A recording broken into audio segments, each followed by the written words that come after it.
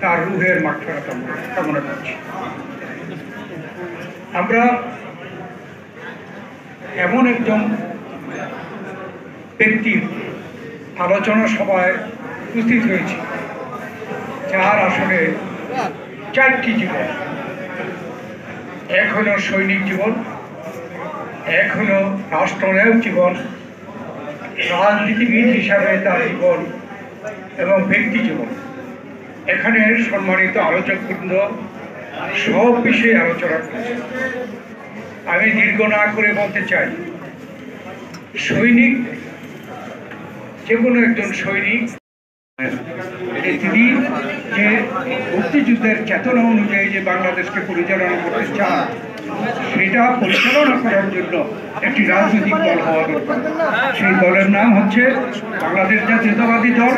এই দলের মূল আদর্শ হচ্ছে বাংলাদেশি জাতীয়তাবাদের ভিত্তি। এর আগে আমি হয়তো ভুল করে বলিনি যে তিনি আমাদের যে জাতিসত্তার পরিচয় আগে বাঙালি ছিল, সেটাকে তিনি পরিবর্তন করে বাংলাদেশি জাতীয়তাবাদের পরিচয় দিয়ে গেছেন, যেটা এখন পর্যন্ত কেউ পরিবর্তন করতে পারেনি। সৈনিক হিসাবে সফল, রাষ্ট্রনায়ক হিসেবে সফল। আজকে বিএনপি তিনি প্রতিষ্ঠা করে গেছেন। তাকে হত্যা করে অনেকে মন্তব্য করেছিল যে minus Ziaur Rahman, BNP will be zero, অর্থাৎ জিয়াউর রহমান ছাড়া বিএনপি থাকবে না।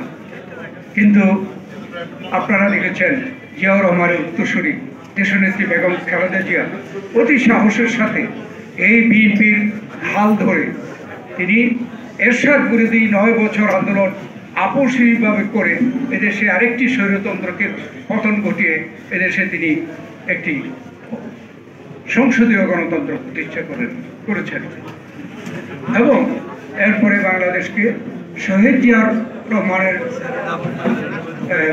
প্রদর্শিত পথে দেশকে পরিচালনা করে অনেক ক্ষেত্রে অনেক উন্নতি করেছেন, যার জন্যে আওয়ামী লীগ যারা স্বৈরাচারী ফ্যাসিস্ট সরকার গত 16 বছর যাবৎ এই বিএনপিকে নিশ্চিত করে দেওয়ার জন্য আমাদের নেত্রী দেশনেত্রী তারেক রহমান সার্বভৌমত্ব রক্ষা করা, সর্বোপরি আগামীতে একটি আধুনিক বাংলাদেশ কিভাবে হবে সেটির ভিত্তি স্থাপন করে দিয়ে গেছেন শহীদ রাষ্ট্রপতি জিয়াউর রহমান। এবং যেটি করতে যে উনি অনেকেরই চক্ষুশূল হয়েছিলেন, দেশি বিদেশি ষড়যন্ত্রের কারণেই উনি 30শে মে 81-তে শাহাদত বরণ করতে হয়েছে চট্টগ্রামে, যেখান থেকে উনি স্বাধীনতার ঘোষণা দিয়েছিলেন। দেশের মানুষ কিন্তু এটাকে মেনে নেয় নাই। মেনে না নেওয়ার কারণেই আজকে বাংলাদেশ জাতীয়তাবাদী দল দেশনেত্রী বেগম খালেদা জিয়ার নেতৃত্বে গতকাল মোশাররফ স্যার সহ বিএনপির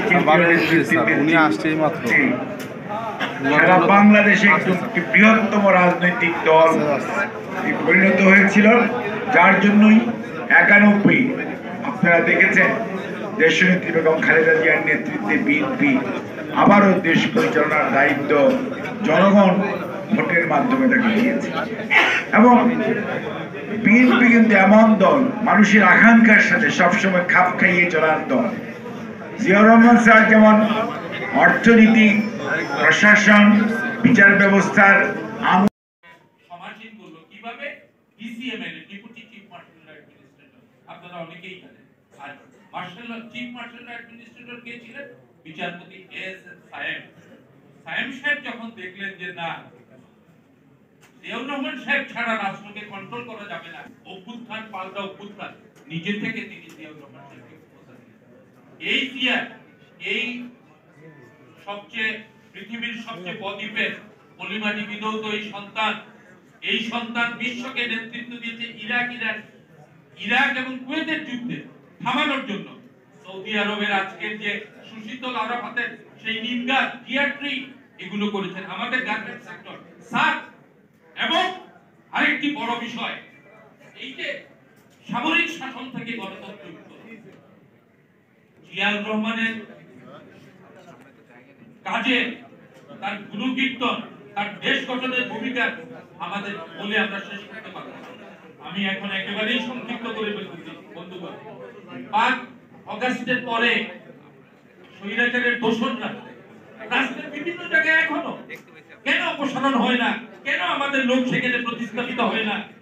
কেন আমরা জিয়ার দৃঢ়তাকে ধারণ করে বিএনপির মধ্যে সেল গঠন করে আমাদের যোগ্য লোকগুলো আমরা সেখানে দিতে পারি না? কেন পারি না? কোথায় আমাদের বাধা?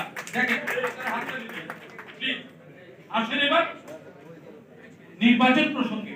আপনি একটা সেক্টরে দেখেন সংস্কার করেছেন, বছরের মতো হয়ে যাচ্ছে সংস্কার সংস্কার সংস্কার। একটা সেক্টরে মৌলিকভাবে একটি সংস্কার হয়েছে আপনারা।